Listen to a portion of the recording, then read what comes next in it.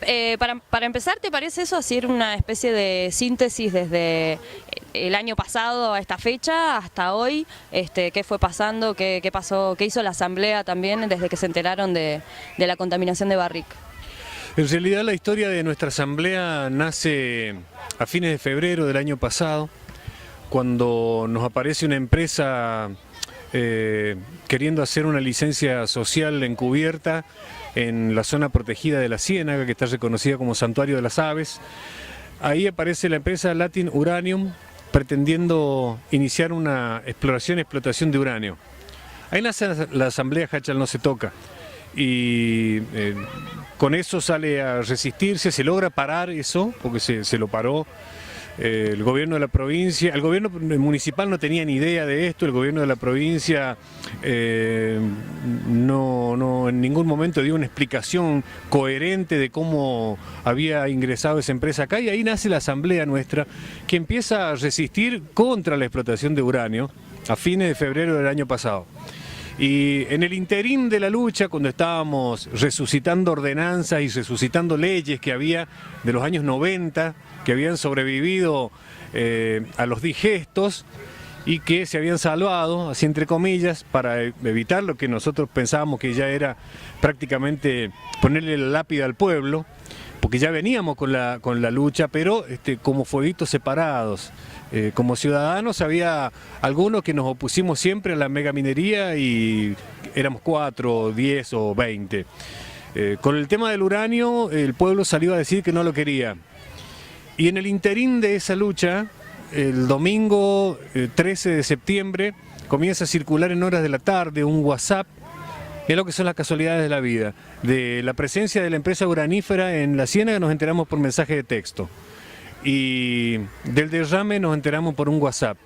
De alguien que entró en pánico y jugándose su puesto de trabajo, su seguridad y todo lo demás, envía un mensaje a su familia diciendo: sé que se ha derramado 15.000 litros. Nos vinimos a la plaza, obviamente, lo fuimos a buscar al intendente a la casa de él, vino, no tenía ni idea, empezó a llamar por teléfono y le confirmaron. Le negaron que había llegado al río. 2 días después nos enteramos que no solo había llegado al río, sino que no eran 15.000 litros, eran 224.000. Después de eso, 1 millón. Y después, actualmente, nos estamos enterando que el derrame fue de más de 5 millones de litros, de los cuales más de 1 millón llegó al río Potrerillos. De ahí hasta la fecha, nuestra lucha ha sido la de resistir, la de visibilizar el tema contra todo pronóstico, porque para el gobierno provincial, para el gobierno municipal, para el gobierno nacional, no existimos, somos el mal ejemplo, somos lo que no debe verse, somos lo que no debe mostrarse, somos lo que no debe reconocerse. Y nosotros estamos conscientes de eso. Estamos, un grupo de vecinos, en esta lucha, con la colaboración de otros como nosotros que luchan en otros pueblos, con gente con ideales que lucha en otros lugares, pero peleando en contra de un gobierno municipal amorfo, de un consejo deliberante cuyos integrantes del oficialismo, los concejales del Frente para la Victoria, impidieron una consulta popular que lo único que pretendía era si los que estamos en la plaza o la megaminería tienen la aprobación del pueblo. Queríamos solamente saber la opinión del pueblo y no nos dejaron. No nos dejaron, ni siquiera nos escondieron hasta las urnas. El gobierno provincial, por su parte, una legislatura que nos invisibiliza, un gobernador, el actual y el anterior, porque el anterior era José Luis Gioja, a quien nosotros consideramos como el emblema de la megaminería en la República Argentina, con todo lo que eso significa. Para nosotros es un hombre maldito. Aparte de que él era el gobernador y el vicegobernador era Uñac, ahora el actual gobernador es Sergio Uñac, pero por una cuestión exclusiva de Constitución, porque no le permitía una recontra elección, porque los pueblos feudales son así. Se modificó la Constitución para que pueda ser nuevamente gobernador Gioja, y ahora ya no podía, porque era una exageración volver a modificarla.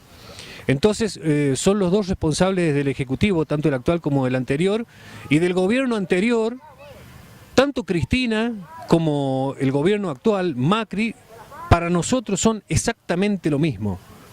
Porque Pelean solo desde lo discursivo, cuando en realidad nosotros vemos que siguen las mismas políticas extractivistas, tanto en la megaminería, como con el fracking, como con las fumigaciones y todo lo que conocemos que saquea y devasta nuestro pueblo.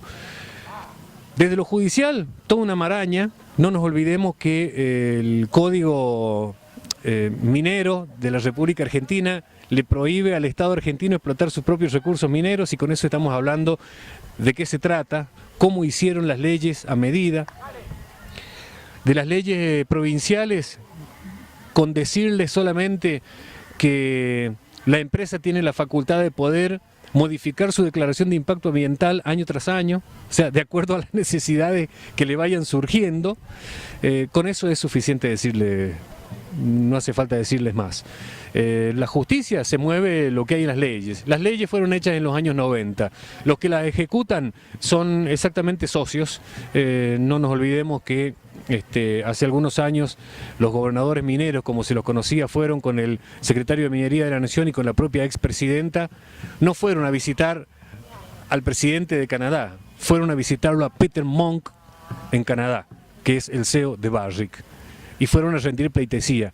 De ahí para adelante nuestros representantes son eso. Y contra eso y contra la empresa, que es de las multinacionales más perversas y más poderosas que hay en el mundo, estamos peleando un puñado de jachalleros. Bueno, y como hoy, bueno, justamente es un aniversario, no de un festejo, sino más bien de, hoy decían a la mañana, de recordar la contaminación, pero también la resistencia, ¿no? Por esto último que vos decías, cómo es la situación acá en Jáchal, qué nivel de solidaridad tienen con otros lugares, qué cambió en ese sentido en los últimos meses o en el último año. La corporación es muy fuerte y es muy hábil. Han logrado meterse, lograron poner un emprendimiento, 2 emprendimientos. Lograron decirle a la gente que le iban a generar trabajo, riqueza, progreso, lo lograron. Por eso están trabajando. El 13 de septiembre de 2015 se cayó la mentira. El pueblo de Jáchal vio la verdad y se autorreconoce como el mal ejemplo. Dice, hey, véannos a nosotros, no crean lo que les están diciendo, véannos a nosotros, separados. Vaya a saber qué pasa con nuestra salud, con nuestro río enfermo, con el nombre Jáchal afectado. Y en el medio un montón de cosas, gente que pensará que va a perder su trabajo, porque el Estado ha sido sistemático en esta cuestión, ha ido quebrando las economías regionales. A propósito, el gobernador dice, che, pero si tenemos montaña, lo único que tenemos son montañas. Hay que explotarlas para sacar la riqueza. Pero en Pocito, que es su pueblo natal, quisieron poner una cementera y el pueblo dijo no, porque es un pueblo que vive del turismo y de la producción. Entonces, queremos tener la misma suerte que tiene Pocito y que respeten al pueblo, porque el pueblo les está diciendo, no, queremos ser productores, queremos vivir del turismo. Queremos hacer agroindustria porque sabemos que tenemos potencial, el mismo potencial que el mismo Estado sistemáticamente nos ha ido coartando. Y la gente que pueda llegar a apoyar un proyecto megaminero es como fue en aquella oportunidad, porque no tiene otra alternativa. Es por el mismo motivo que el pez se come el anzuelo, por hambre y por inocencia. Y el pueblo de Jáchal ya está sabiendo lo que está pasando, porque el 13 de septiembre, hace un año, se desmoronó la mentira. No existen los controles, son mentiras que es segura. Y si ustedes miran alrededor, no somos Denver ni Las Vegas, somos uno de los pueblos más pobres del país.